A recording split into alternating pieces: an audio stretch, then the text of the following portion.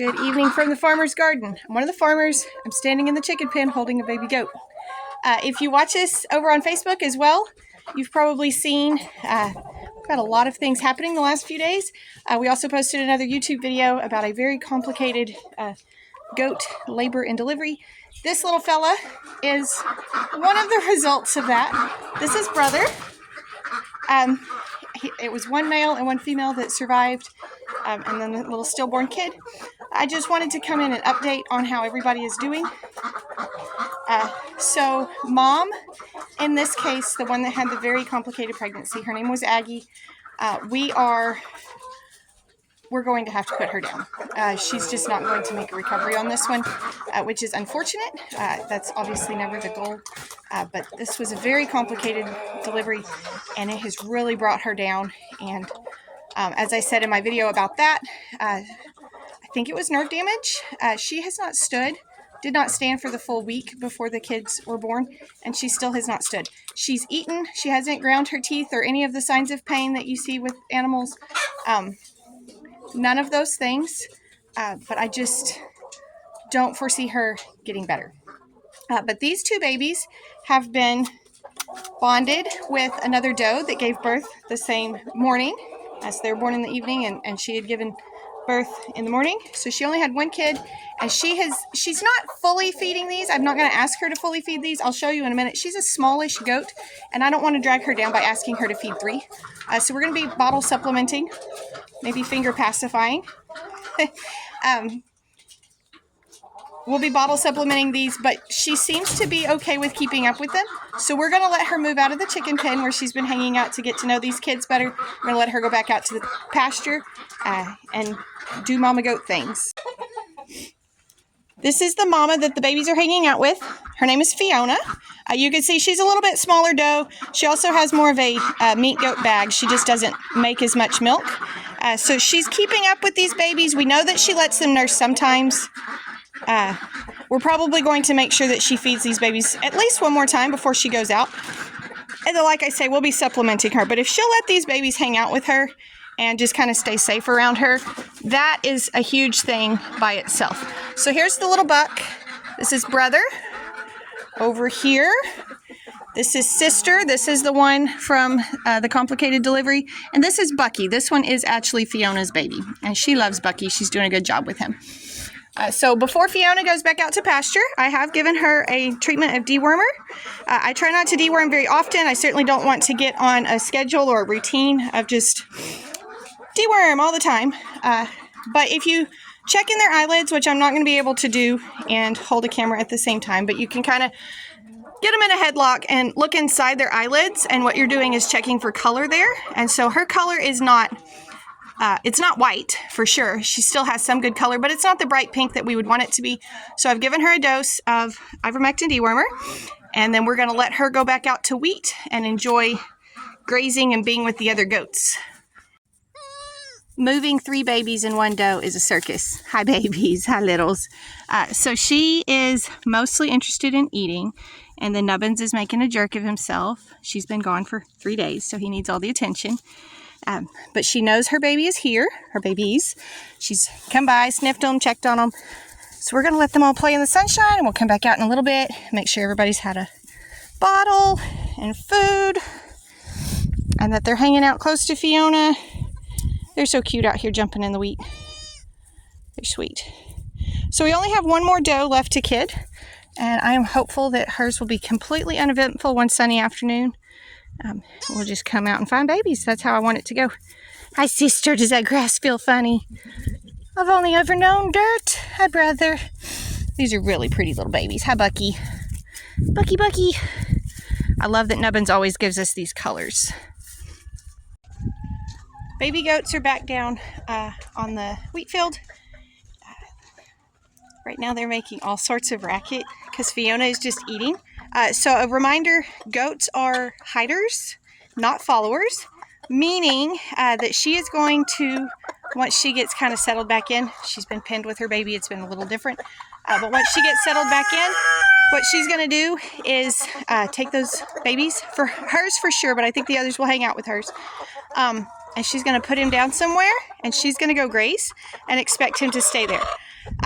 When he gets hungry, he may pop up and stand in one spot and call her, and she may come back to him, or she may come back to him and wake him up and say, hey, it's time to eat. The chickens apparently think it's also time to eat.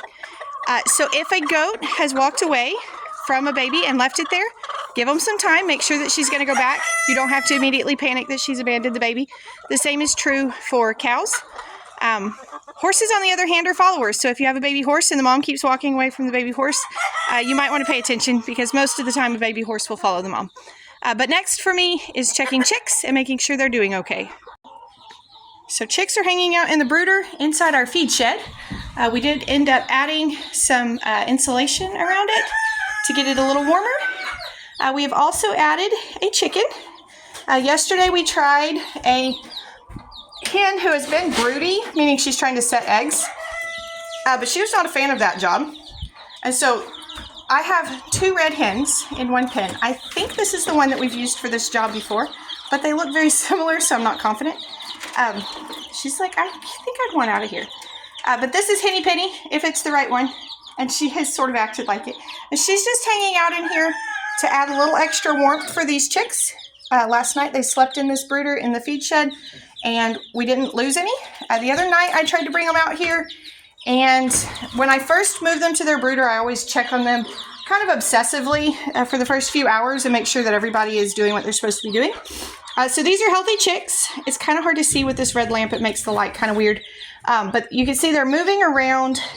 Some are drinking, some are eating, some are just hanging out. They're all making different sounds. If the chicks are all scrunched together right there under that lamp, they're too cold. If they're all spread out away from the lamp and they're all like laying flat on the ground, they're too hot. If they all begin to whistle in unison, so it'll be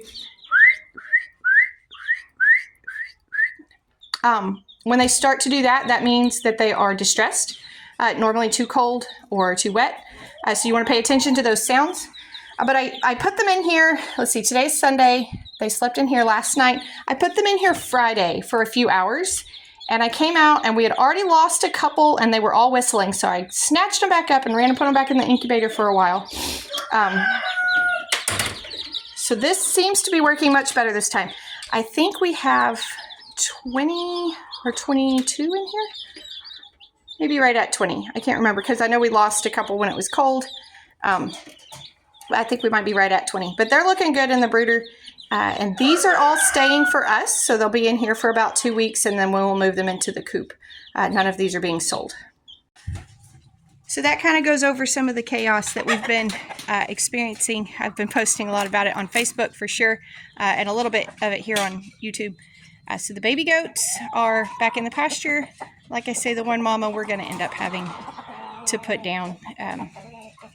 It's not an easy decision. Obviously, it's not an easy activity to do, but it's what is best for her. And those babies, they definitely got to nurse good colostrum at first, so I'm not worried about that.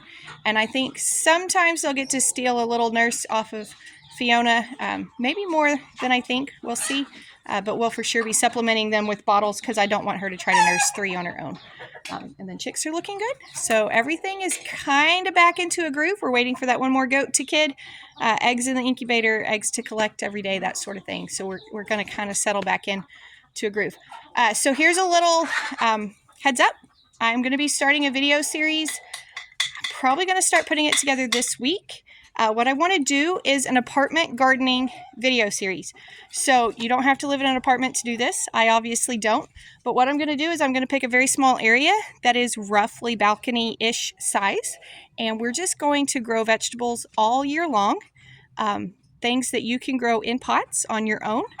And so I'll try to do at least one video each month, maybe more. It depends on how everything is going. And we'll just talk about the things that you can grow in pots. So if you are in a place where you are like, I want to grow my own food, I wish I could homestead, all the things, and maybe you live in an apartment, maybe you live in town with a small yard, maybe you have land, you just don't know where to get started, this will get you started and you'll be growing something in pots.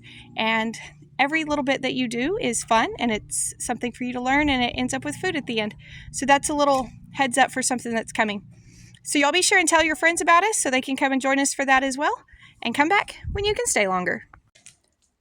All right, I told Brandon that I keep making these videos and then considering just not even posting them because the information changes. That is just life in general, but especially life on a farm.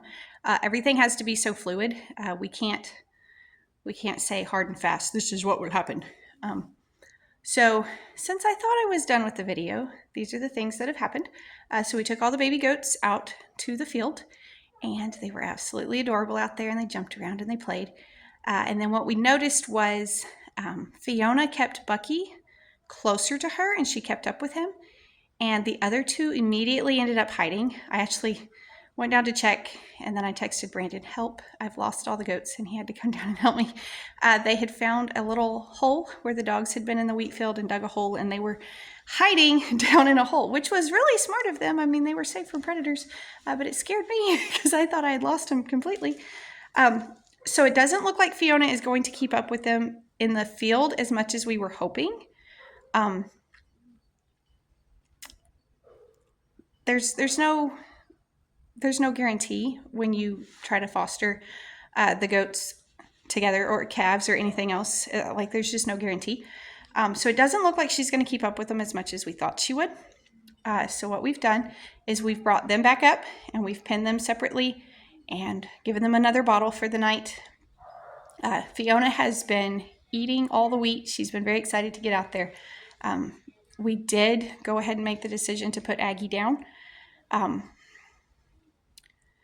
Something happened with her pelvis.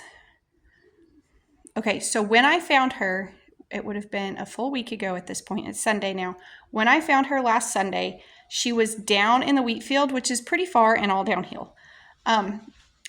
She did not like people to touch her. She had never been a goat that we got to love on. We had pet her a few times and that was it. But she let me walk right up to her, which was the first indication that something was wrong, because normally she would be like, nah, I'm out of here.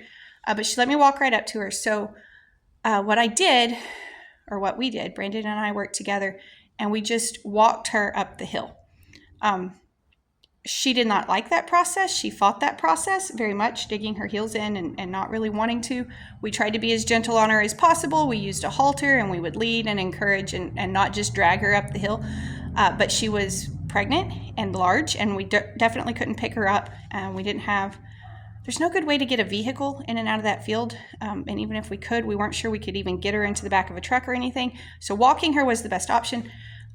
So I don't know if it was during that walk up the hill, or if there was something already going on, or if it was just when she lay down in the crate, then something shifted. I really don't know. But I firmly believe there was some sort of nerve damage issue in her spine with her hips. Her hips just never worked right after we got her in the crate. And so goats are obviously not made to just lay around all the time. So we built a sling out of a towel and some ratchet straps, and we would sling her up and let her stand some. But even then, what we expected was once we got her up, that we expected her to start putting some weight on her feet, at least trying to, and she could not move her back legs. So again, did we do it on the walk up? Was it something already there? I don't know. All we can do is make best situation decisions in the moment. You don't get a lot of time to research and figure out and think of all the plans. So we may have made mistakes. It's possible, or it's possible that something was already there. I don't know. Anyways, she didn't stand again. When she was kidding, I could feel the contractions. I could feel her pushing, but she couldn't do anything with her legs. She couldn't stand, she couldn't roll, she couldn't do anything. So once we got her back out in the pasture, what we were hoping is once she was eating and once she didn't have the kids anymore, that she would start to stand. And she did start to get up on her elbows and army crawl. But we're not going to keep a goat that can only army crawl. That's absolutely terrible life for a goat. They're not made for that. They're made to be up moving and browsing and doing things. So we've watched her for a few days, even after the kids. The kids were born late Friday. It is now late Sunday, and no improvement was being made. She was eating, she was drinking, she was having bowel movements. I was afraid that being inexperienced, I would make some sort of tear or something when I was pulling the kid. We never noticed any excessive bleeding, so I don't think that was the case, which is kind of like, yay, I did that part right. Anyways, we did make the decision to put her down. So these baby goats will be mostly bottle babies. They'll get to go out in the field and hang out with Fiona. Hopefully, Queenie will kind of watch them once she has her babies. But for now, we're just going to kind of put a hold on all things goats and just try to get everybody back up to normal before we try to make any more decisions on them. Because right now I am second guessing all of my abilities, all of my skills, all of my knowledge on the goats. Anyways, so because all these things change all the time, I thought, well, I could either trash the video and not post it, or I can give another update. So here's the other update. Some of y'all have been really invested in this story, so thank you for following along for that. I wish I had better information to give you, but I don't. Anyways, thank you for staying around the farm today. Be sure and tell your friends about us and come back when you can stay longer.